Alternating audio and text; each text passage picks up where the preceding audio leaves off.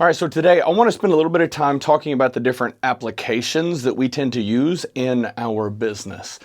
Now, as businesses grow, they start to bring more systems and more applications into their environment. You think a small individual, we'll say business coach or something like that. They're going to have a system to be able to invoice their customers and maybe track some behavioral assessments or something like that. Now I'm going to actually jump into oil and gas because I've got a lot more experience in that realm. Usually what you find is businesses will have some sort of ERP or financial application. Duh. They need to be able to invoice their customers. They need to be able to keep track of inventory and things like that.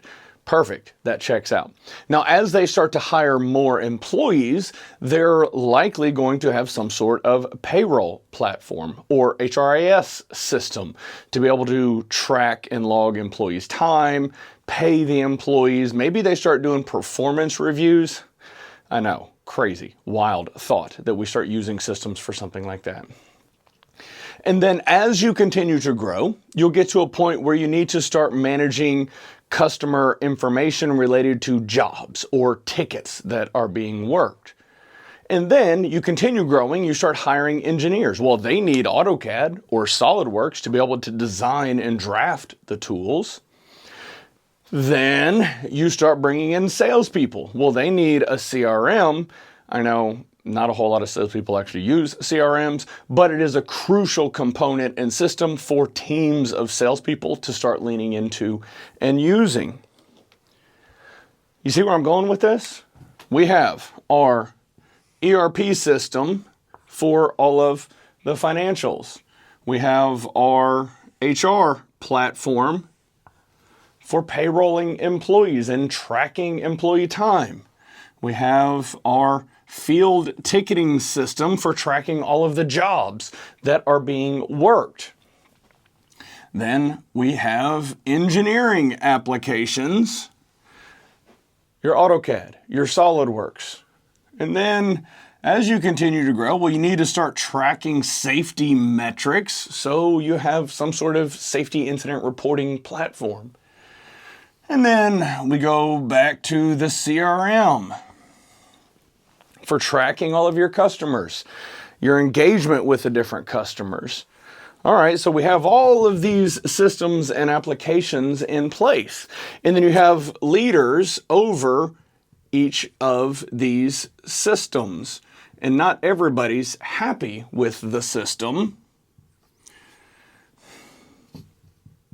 but some people are.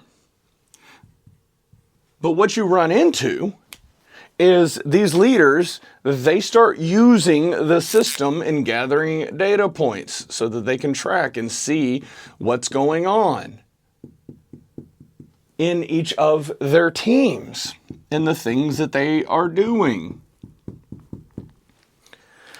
That's great. That's what we want. We want all of these leaders to be able to have visibility into what's going on for their team so that they can track the performance metrics. But what happens if somebody up here, the big boss, wants to see what's going on in each of these systems or applications? Well, what you end up with is somebody building a little report,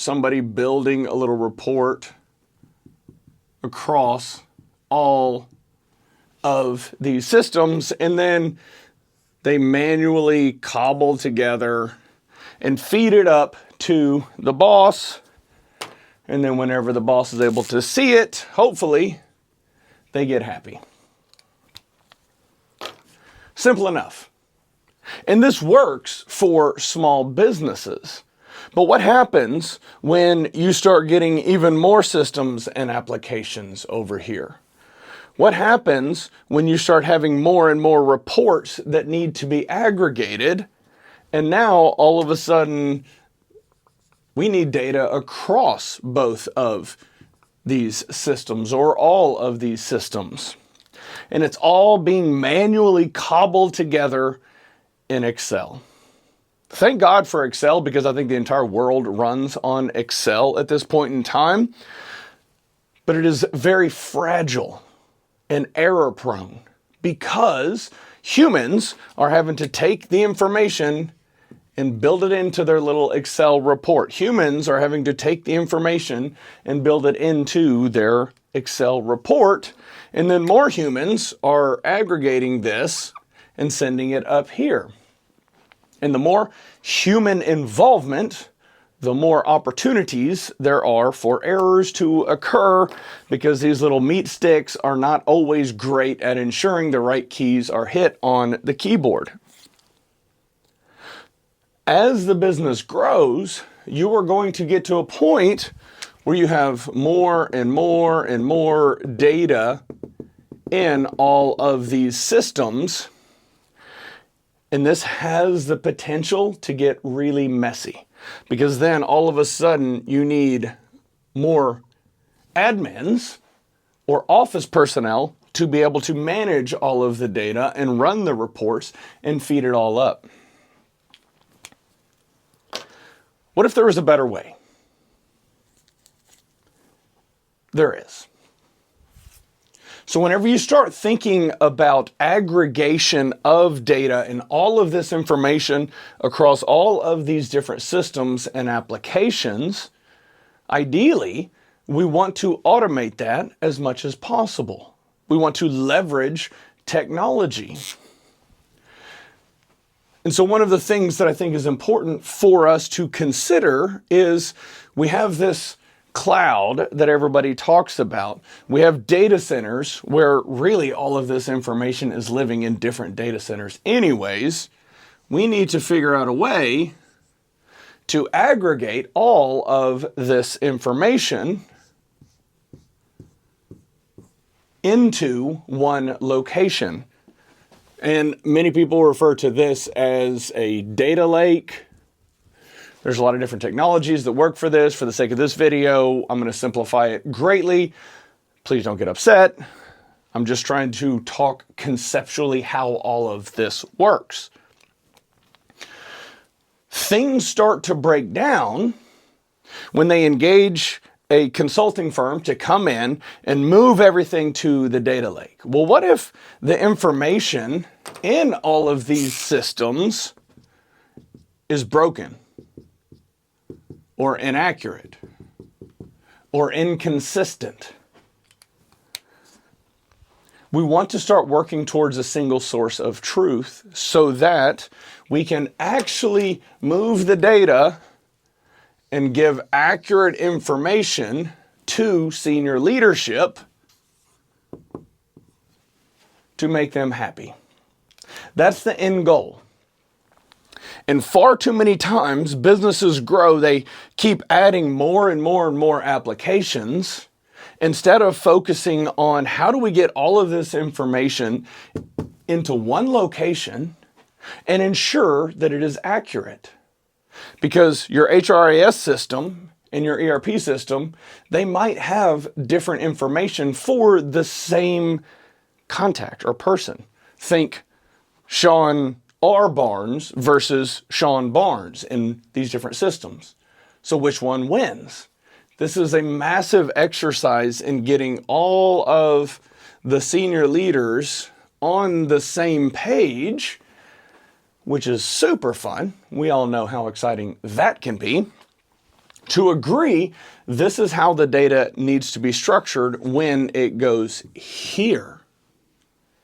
When you have it structured in the right way, you start building the reports and then you start automating it.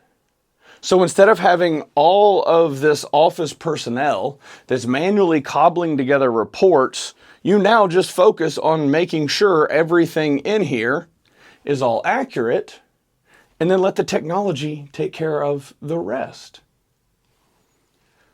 Once you have accurate information, once you start building the reports, then you start creating transparency and giving each one of these leaders visibility into all of the information. it is important to factor in data segregation and making sure that you're not giving the vice president of engineering access to employee payroll data or bank account information. And this is why it's so important to get everybody on the same page and start segmenting the data before it goes in here and making sure that access controls are set up in the correct way. When you do this, now you actually have visibility. Senior leadership has visibility into what is actually going on in the business. And then all the other senior leaders are happy. Well, maybe not all of them. But ideally, they all know what is going on in the business and can make more informed decisions. When the business is small, we don't have access to technology like this. We go off of our gut. Because as humans, we go and think through the experiences that we've had. What worked, what didn't. What worked, what didn't. But on a long enough time horizon, our brains turn to mush and we can't keep track of everything. We need to start offloading some of that cognitive energy and effort into technology so that we can start having visibility into what's going on at scale, making more informed and data-driven decisions. Yes, we still want to go off of our gut. We want to pull our gut into the chat, as it were. But when you have data to validate what your gut is telling you, then you have a lot more confidence that you are making the right decision. And who doesn't want more confidence in the decisions that they are making? I know the introverts that are highly analytical, they want as much confidence as possible. This can be done. I'm going to reiterate that. This can be done if you know how to do it. If you don't know how to do it, start having conversations. Maybe ask your head of IT, how do we actually get this done? If your head of IT isn't the right fit, or everybody's struggling or frustrated because they don't know how to do all of this, engage a third party. That's fine. There's plenty of companies out there that do that. Stop making excuses. You have more data locked away in these silos of applications in your business than you can possibly fathom. When you start getting visibility into it, you are going to start asking more questions, thinking, oh, I had no clue that that's what was going on here. Tell me more. Oh, wow. This thing that I thought was what we needed to lean into for our company, for the entire future of the company, is not the right thing. I had no clue that this was going on. The end goal is increased level of visibility for your business, for all the senior leaders, for everybody at all the layers in the organization. When everybody knows what's going on, it's far easier to make informed decisions. It's far easier to get everybody to come together and move forward as a team. Stop making excuses and start making it happen.